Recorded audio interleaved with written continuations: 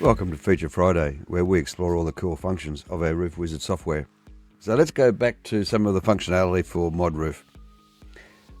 We've created this roof geometry, the 4-hip roof, from an aerial image. And if I turn the aerial image on, you'll see what we started with. And you'll notice that I've already scaled it, so it's the correct size and width. And I've got hips each end, which is incorrect. So we go to our main menu, modify roof, and we go hip to gable. So we bang the ends of the ridges, following the prompts that tells you what to do. Up there, always telling you what to do. So now we've got our gable ends at each end, but we've got these things in the middle. Now they are generally done as a dormer. So we'll select the dormer function and locate the eave line to install the dormer along. So it's a gable dormer. No, it's actually not a gable dormer, but we'll leave it a gable dormer just for a minute. And we'll the pitch, we don't know whether the rest of the roof's 5 degrees, but we're not sure about the dormer.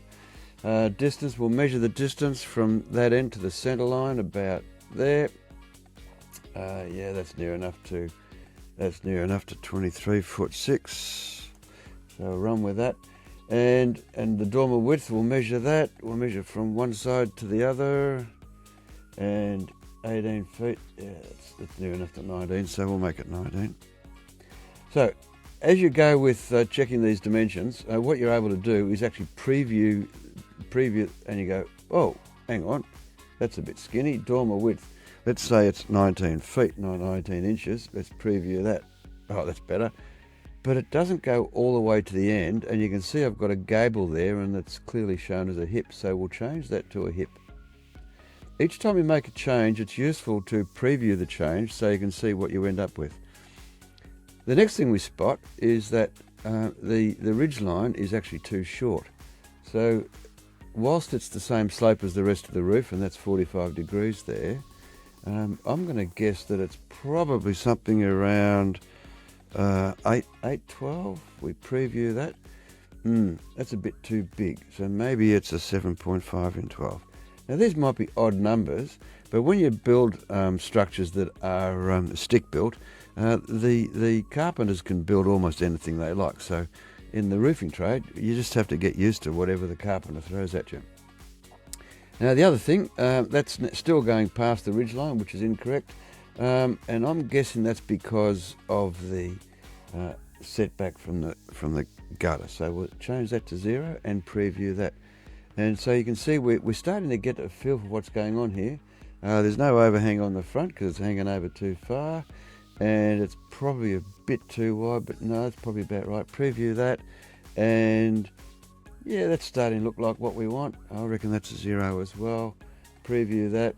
So now we've got what looks pretty much dead on for our, given the image quality, that's our hip dormer. And when I hit OK, it goes in, and that looks pretty cool. So now we need another one on the other side, so we right click out of there, select our eave line. The numbers should all be basically the same, and I hit preview, and blow me down, it looks just about perfect. And we hit OK, and it goes in. Okay, so the takeout from messing with dormers is to use the preview button. It's going to help you get it right. So we can muck around with all the numbers, and we can measure things and then once we change something, always check it by previewing it, and you'll very soon get a good feel for what's supposed to happen with dormers. So there we have it, a hip dormer of a different slope on 812, or actually 7.5 in 12 on a 512 roof. That's about it for Feature Friday for this week, and I look forward to doing some more Modify Roof functionality in coming weeks. Bye for now.